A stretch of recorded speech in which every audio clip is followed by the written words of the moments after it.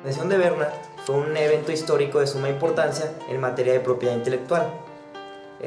A fin de que se pudiera generar, tuvo que pasar un proceso que incluyó una serie de conferencias y congresos, en la que resalta un congreso que se celebró en Bruselas, la fundación de la Asociación Internacional de la Literatura y ciertas conferencias diplomáticas.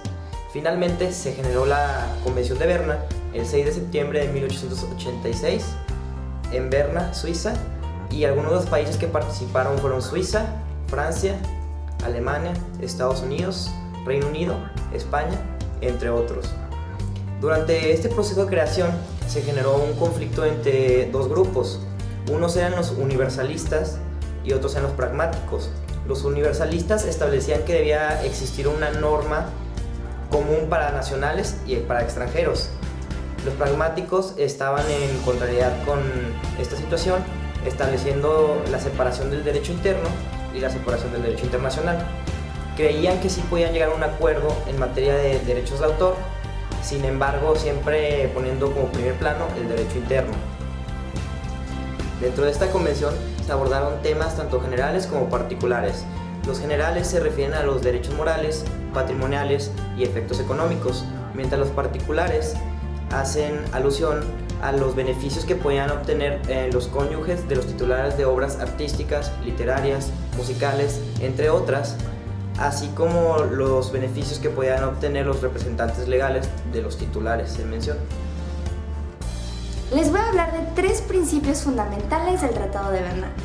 El número 1 es que una obra literaria o artística expedida en el país de origen se rige bajo los mismos fundamentos en países diferentes. Por ejemplo, si un inglés saca una obra, en Inglaterra él puede decir I'm protected.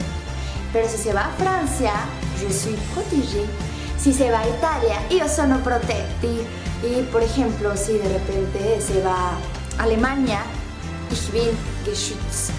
O sea, se escucha diferente, ¿no? Sí, porque cada país tiene leyes diferentes que van a aplicar de manera diferente a esta obra, pero está protegida. La número 2 es que no debe haber formalidad alguna para que se lleve a cabo esta protección. O sea, no se tiene que firmar algo, nada por el estilo. Se da por default.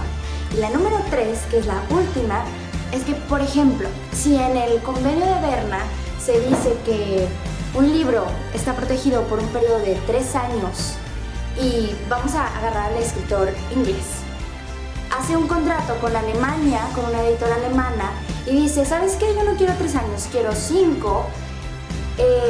El convenio de Berna solamente lo va a proteger por 3. Los 2 años extras que no están estipulados en el convenio de Berna no van a estar protegidos, eso ya es aparte. La Convención de Berna consta de 31 artículos con la excepción del artículo 3 que fue omitido. Artículo 2 precisa el concepto de obras literarias, artísticas, dramáticas, coreográficas, cinematográficas e ilustrativas. El artículo 4 es la protección a autores no nacionales. Artículo 6. Los autores no nacionales de un país de la Unión que publiquen en uno de sus países gozan de los mismos derechos que los autores nacionales. Artículo 7. La duración de la protección para las obras cinematográficas, fotográficas y de artes aplicadas no debe exceder la duración fijada en el país de origen de la obra. Y aparte, en el artículo 7 se protegen los derechos de traducción de la obra. El artículo 9 es la protección de cualquier obra de uno de los países de la Unión. El artículo 11 estipula que los autores de las obras gozan del derecho exclusivo de autorizar la representación y la ejecución pública de sus obras. Los artículos 12 y siguientes puntualizan el ejercicio del derecho de autor para adaptación, arreglos y otras transformaciones de sus obras. En los artículos 22 y 23 establecen medidas y normas para proteger obras literarias y artísticas. Yo les voy a explicar la importancia de los países en desarrollo con el convenio de Berna.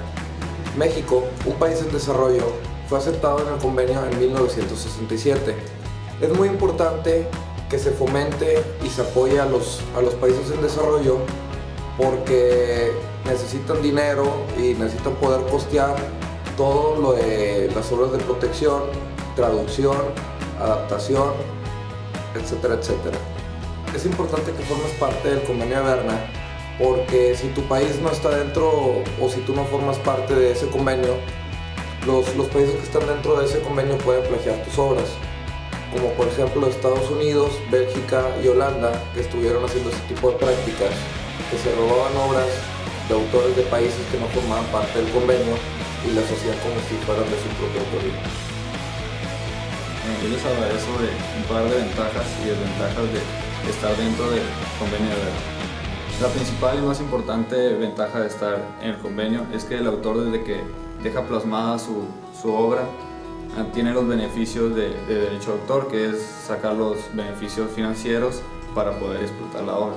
Esto quiere decir de que la obra queda, desde que queda plasmada en un material físico, el autor ya tiene los derechos sobre la propiedad. Cuando un autor nacional quiere explotar su obra, es beneficiario para ellos cuando un extranjero viene al mercado, ya que ellos tienen la propiedad de los derechos y las obras de los extranjeros no pueden ser vendidas a precios inferiores, por lo que el mercado crece y así puede internacionalizarse.